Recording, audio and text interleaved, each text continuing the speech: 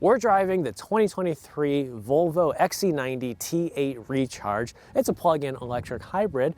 For 2023, there's actually a little less driving range than before, but we'll explain why and also go over what we like and where we think there's room for improvement. The 2023 model has 33 miles of all-electric rated driving range, and that's a little less than the 2022 model that had 36. And that's because there is a larger standard wheel size, and wheel size has a big impact on energy consumption. So I was able to achieve around 25 to 28 miles of EV range in my driving, and I think that's pretty impressive because it was colder outside, and even my maximum predicted range was only 31 miles, but I was driving in the winter and I wasn't preconditioning the cabin consistently. So once the weather warms up, I really think that EPA-rated range will be very achievable. One pedal driving is a feature that you don't see in plug-in electric hybrids very much. It's typically limited to full battery electric vehicles, and I like it because I just find it much easier to drive smoothly. And that's notable in the XC90 because the brake pedal, while improved over previous versions, still doesn't have that very natural feel. So I acclimate to the one pedal driving very nicely, and that's my preferred way of driving.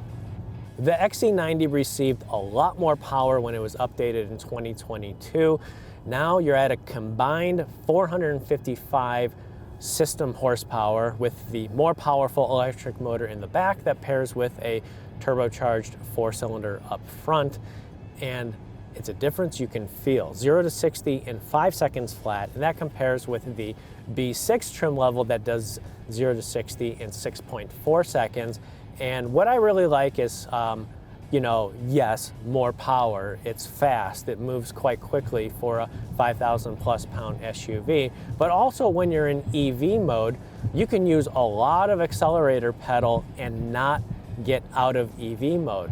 Now there's this little resistance at the bottom of the accelerator pedal that once you move past, the gas engine will kick in to deliver power, but it's not going to start very frequently unless you get past that point. So it's really easy to drive in EV mode, and you have plenty of getting around power in EV mode.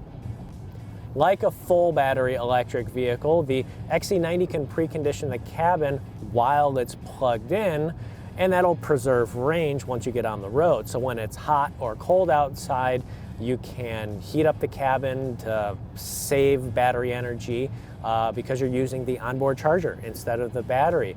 Interior dimensions are unchanged from the gasoline model, which means you're getting just as good interior room and comfort as the regular version.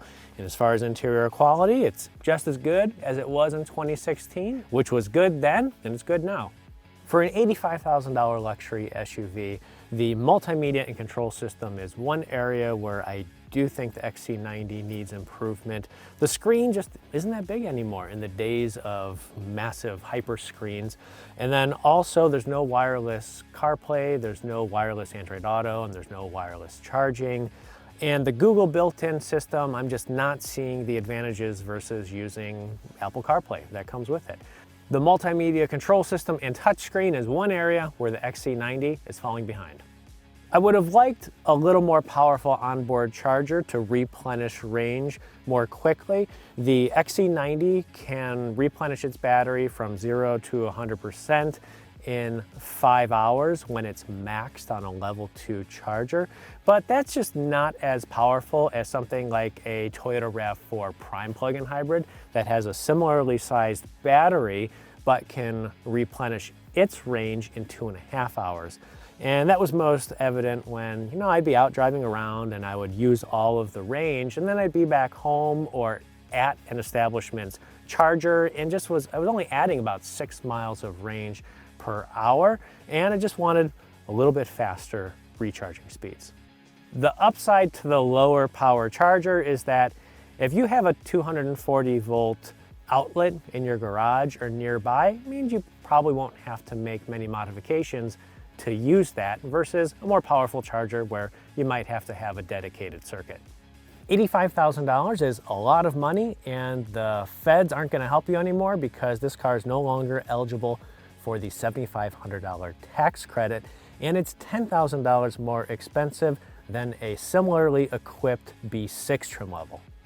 All in all, the roughly 25 miles of EV range that I observed was pretty impressive, and that's because it was winter, and also I wasn't preconditioning the cabin at every start. So, you know, and after that range runs out, you're still left with 27 miles per gallon combined, which is top of the range for the XC90. Those looking for an electrified 3-row luxury SUV really don't have many options, but the XC90 T8 Recharge might be one of your best bets.